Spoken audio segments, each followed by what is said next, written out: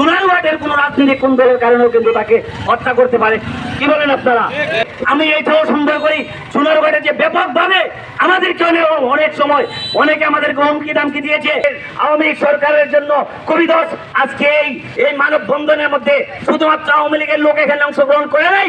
আজকের এই মানববন্ধনে আওয়ামী লীগের লোক অংশগ্রহণ করেছে, আজকের এই মানববন্ধনে বিএনপির লোক অংশগ্রহণ করেছে।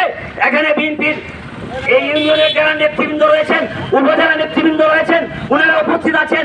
আজকে সর্বস্তরে এখানে স্কুল রয়েছে, স্কুলের শিক্ষক এখানে উপস্থিত রয়েছেন, বিভিন্ন মাদ্রাসার বিভিন্ন মসজিদের ইমাম সাহেব রয়েছেন, রিক্সা চালক থেকে ভ্যান চালক থেকে সর্বস্তরের জনগণ এখানে আজকে উপস্থিত হয়েছেন। বিগত প্রতিবাদ সভায় সোনারঘাটে আপনি দেখেছেন বাংলাদেশের ভিত্তিতে যে মেজর প্রবলেম রয়েছে, হুজুরদের মধ্যে প্রবলেম, সুন্নি এবং ওয়াহাবিদের মধ্যে প্রবলেম।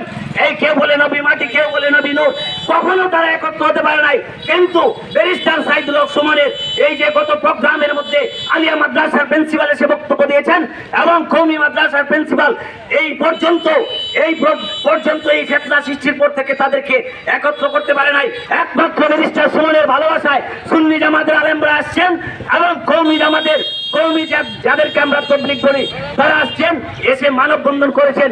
এটা একমাত্র ব্যারিস্টার সাইদুল হক সুমনের ভালোবাসায়।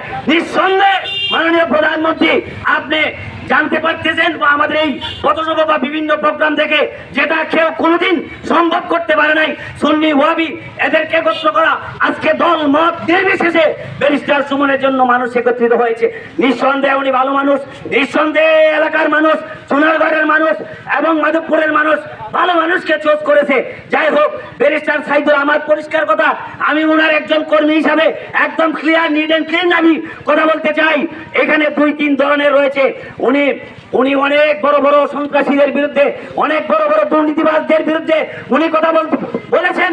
হয়তোবা ওদের পক্ষ থেকে কেউ তাকে হত্যা করতে চেয়েছিল, অথবা আওয়ামী লীগের মধ্যে যে গোবিন্দ মেরু রয়েছে, সোনারঘাটের মধ্যে মেরু রয়েছে, হবিগঞ্জ মেরু রয়েছে, প্রত্যেকটা উপজেলায় প্রত্যেকটা জেলায় দলীয় কুন্দল রয়েছে।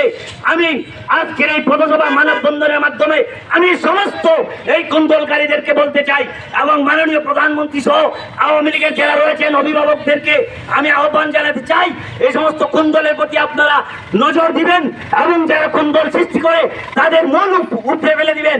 আজকে আমি এইটাও সন্দেহ করি সোনারঘাটে যে ব্যাপকভাবে আমাদেরকে অনেক সময় অনেকে আমাদেরকে হুমকি দামকি দিয়েছে 7 তারিখের পরে দেখে নিবে।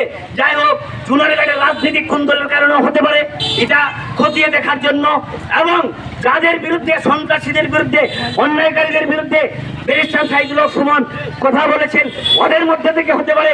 শুধুমাত্র বড় বড় সন্ত্রাসীদেরকে চিন্তা করলে হবে না, শুধু একটি মানুষও কিন্তু ব্যারিস্টারকে সোনারঘাটের কোন রাজনৈতিক কোন দলের কারণেও কিন্তু তাকে হত্যা করতে পারে।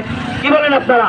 আজকের এই প্রতিবাদ সভার মাধ্যমে, আজকের এই মানববন্ধনের মাধ্যমে আমি পরিষ্কার মেসেজ দিতে চাই, যারাই এটার মধ্যে জড়িত আছে তাদেরকে আইনের আওতায় এনে যথাযথ শাস্তির দাবি জানিয়ে আমার বক্তব্য শেষ করছি।